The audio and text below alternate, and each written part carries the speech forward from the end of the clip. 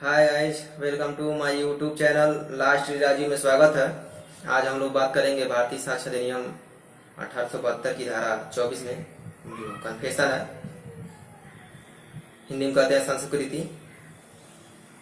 आज इस पर हम चर्चा करेंगे कि संस्कृति क्या होती है, कन्फेशन क्या होता है और ये कब ग्राह्य होता है, कब सुसंगत होता है। एलएलबी के लिए महत्वपूर्ण है,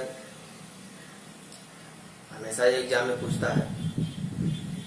तो चलिए शुरू करते हैं कि कन्फेशन क्या होता है।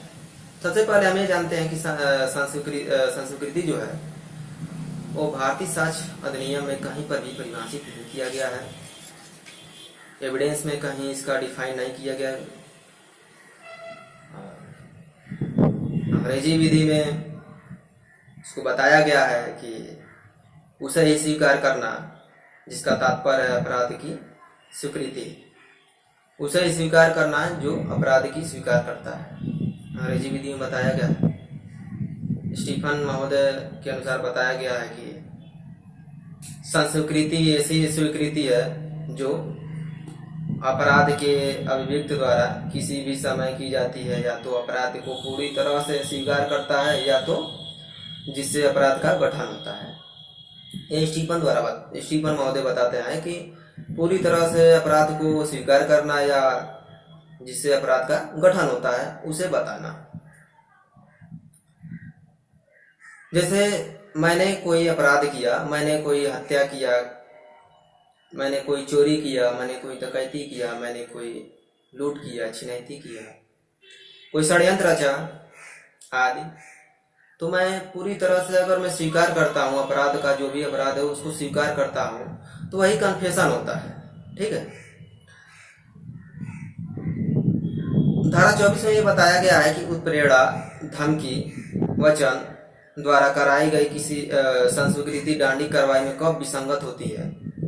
तो अभियुक्त व्यक्ति द्वारा की गई संस्कृति डांडी कार्रवाई में विसंगत होती है यदि उसके किए जाने के बारे में न्यायालय को प्रतीत होता है कि अभियुक्त व्यक्ति के विरुद्ध आरोप के बारे में वह ऐसी उत्प्रेरणा, धमकी या वचन द्वारा कराई गई है जो प्राधिकरणवान व्यक्ति की ओर से दिया गया और जो न्यायालय की राय में उसके लिए पर्याप्त हो कि वह अभियुक्त व्यक्ति को यह अनुमान करने के लिए उसे युक्त प्रतीत होने वाले आधार देती है कि उसने करने से वह अपने विरुद्ध कार्रवाइयों के बारे में यही रूप का कोई फायदा उठाएगा या यही रूप की किसी बुराई का प्रयोजन करेगा। यह लिखा गया है बुक में। उत्प्रेरणा द्वारा की गई संस्कृति क्या होती है।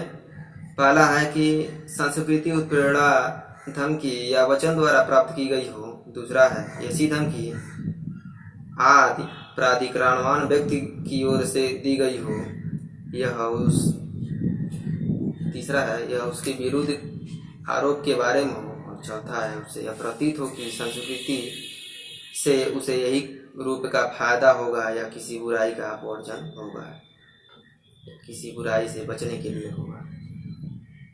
तो जब ऐसी बातें न हो तो संस्कृति को स्वतंत्र माना जाएगा तथा उसका साक्ष्य सुसंगत होगा।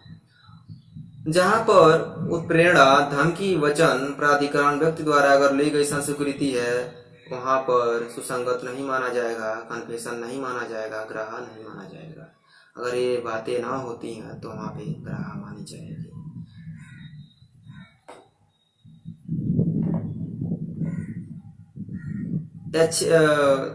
स्वेच्छा से की गई संस्कृति क्या होती है। स्वेच्छा द्वारा, ठीक है, स्वेच्छा से की गई संस्कृति क्या है कि अंग्रेजी विधि का कहना है कि अगर स्वेच्छा से की गई संस्कृति है तो ग्राह्य होगी। भारतीय विधि में क्या है कि उत्प्रेरणा, धमकी या वचन के आधार पर प्राप्त की गई संस्कृति धारा 24 के अंतर्गत साबित नहीं की जा सकती है यदि ऐसी उत्प्रेरणा, धमकी, वचन प्राधिकरण व्यक्ति द्वारा किया गया हो, किसी सांसारिक लाभ के लिए हो, किसी सांसारिक बुराई से बचने के लिए हो, तो यहाँ पे यह सुसंगत नहीं माना जाएगा, ग्राह्य नहीं माना जाएगा। आध्यात्मिक संस्कृति क्या होती है। ऐसी संस्कृति जो आध्यात्मिक लाभ के लिए की जाती है तो वहां पे ग्राह्य होती है। जैसे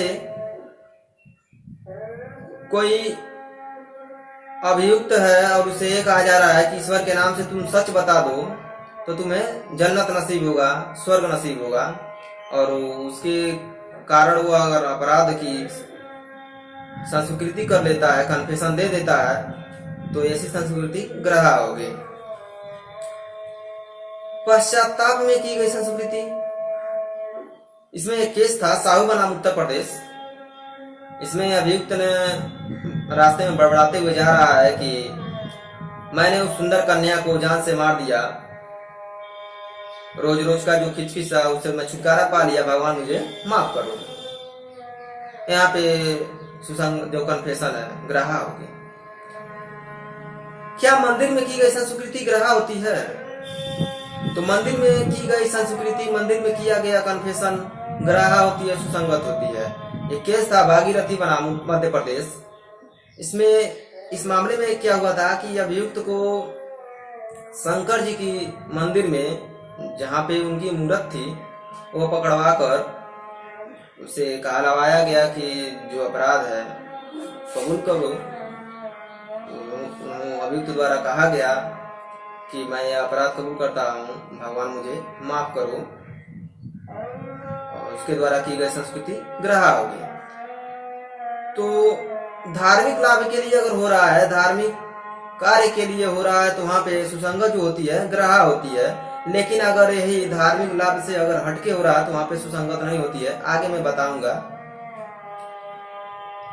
बचावकारी और फसावकारी कथन, एक हेडिंग है बचावकारी और फसावकारी कथन। ऐसे कथन जो स्वीकृति के रूप में हो, जिसका कुछ कथन बचावकारी हो और कुछ कथन फसावकारी हो, तो पूरे अंश को संस्कृति नहीं माना जाएगा, क्योंकि उसका प्रभाव दोषिता की ओर नहीं होगा।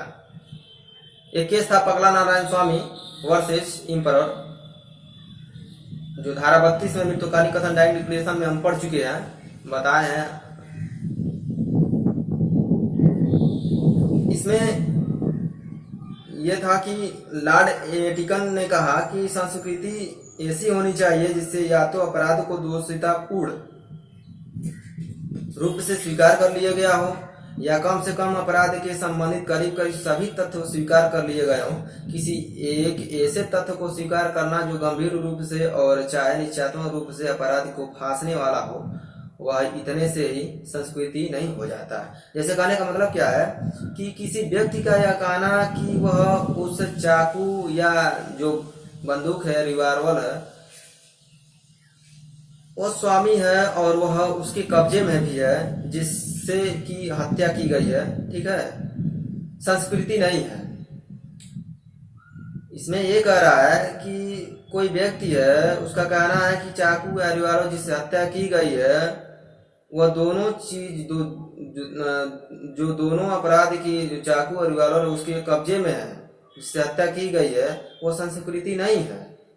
एविडेंस एक्ट 1872 में कोई परिभाषा नहीं किया गया है, और उस एक्ट में प्रयुक्त भाषा के साथ वह कहना सही नहीं है कि संस्कृति ऐसे कथन को कहते हैं जिससे अनुमान लगाता है कि अभियुक्त ने अपराध किया है। तो इसमें यह बताया गया है। और एक केस था आगे पलविंदर कौर बनाम पंजाब राज्य। इसमें यह था कि जो महिला थी वो अपने पति को पोटेशियम साइनाइड देकर मार दी थी, हत्या कर दी थी। और बाद में जो साक्ष्य था वो यह निकल कर आया कि उसके जो पति थे वो फोटोग्राफर थे, फोटोग्राफर के शौकीन थे, फोटो लेना उनका शौक था। और एक दिन अचानक तबीयत उनकी खराब होती है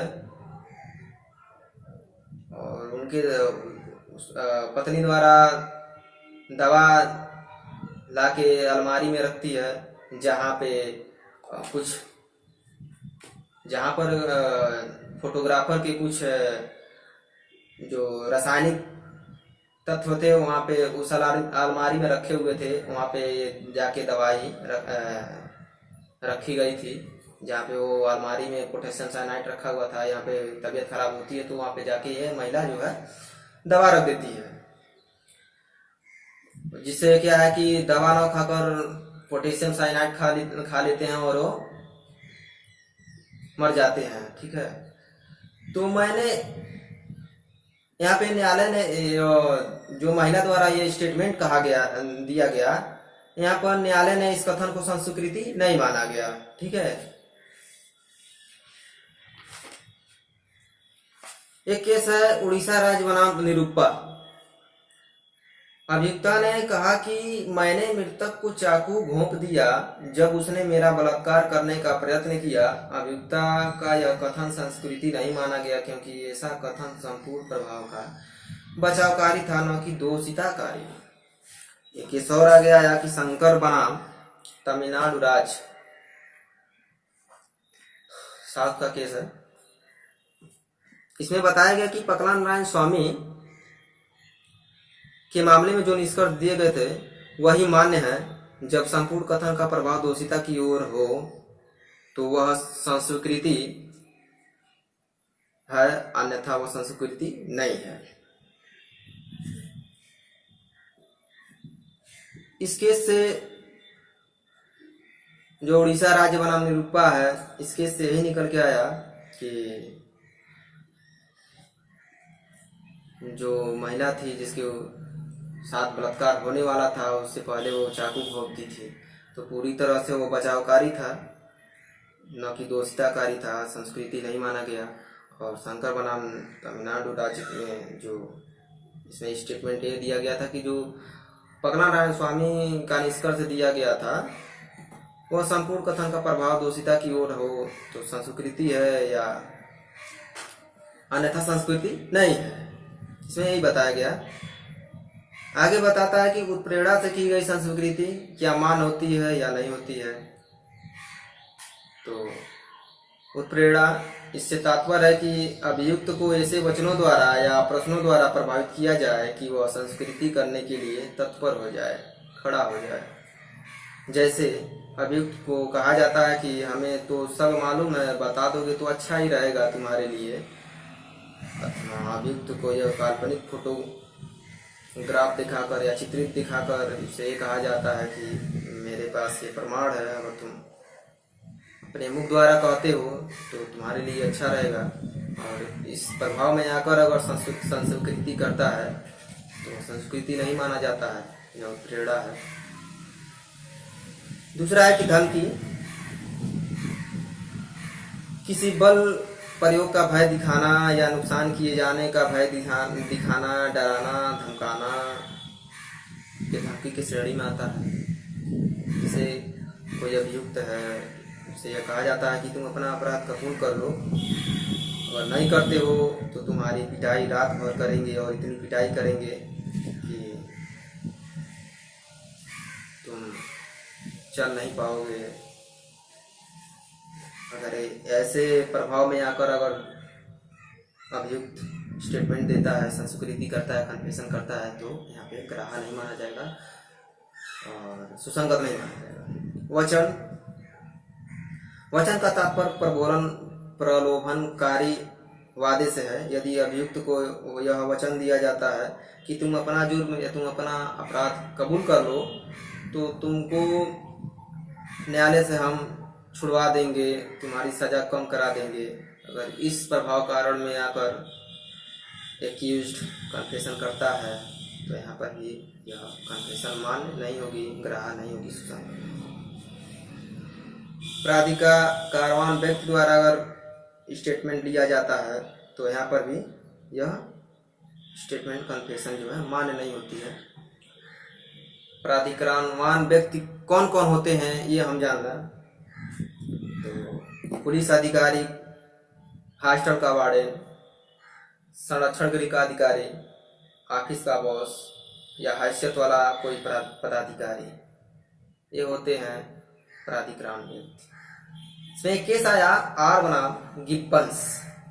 इस केस में यह बताया गया कि एक अभियुक्त जिस पर हत्या का आरोप था उसने सर्जन के प्रति कुछ संस्कृतियां की थी और उन्हें प्रकट करने के लिए डॉक्टर बुलाया गया। जिस समय कैदी अपना स्टेटमेंट दे रहा था डॉक्टर वहां उपस्थित था और इसलिए वह प्राधिकरण व्यक्ति था। जो डॉक्टर है प्राधिकरण व्यक्ति के अंतर्गत आते हैं। सर्जन ने न्यायालय को बताया कि उसने कोई धमकी या उत्प्रेरणा का प्रयोग नहीं किया था, परंतु मौके पर एक स्त्री उपस्थित थी। उसने कैदी से कहा कि बेहतर यही होगा कि तुम सच बता दो, और उसके बाद कैदी ने सर्जन से सब कुछ बता दिया। पार्क बी ने निर्णित किया कि सर्जन ने किसी धमकी आदि का प्रयोग नहीं किया था। उत्प्रेरणा ऐसे व्यक्ति से आई थी जिसका अभियोजन से कोई संबंध नहीं था, और इसलिए सर्जन के प्रति की गई संस्कृति स्वतंत्र और स्वैच्छिक थी।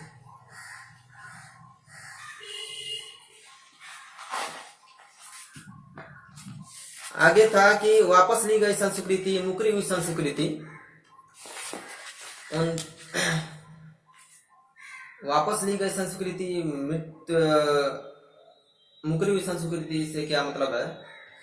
एक केस था मुत्तुस्वामी बनाम मद्रास राज्य। इसमें बताया गया कि न्यायालय ने कहा कि मुकरी हुई संस्कृति के आधार पर 99% मामले में सजा नहीं दी जा सकती, परंतु एक न्यायाधीश एकमात्र संस्कृति के आधार पर सजा दे सकती है जब वह कथन का सत्यवादिता के बारे में पूर्ण रूप से संतुष्ट है तथा उसे कथन के स्वैच्छिक होने के संदेह नहीं है। प्रिवी काउंसिल तथा उच्च न्यायालय का समर्थन मिला है।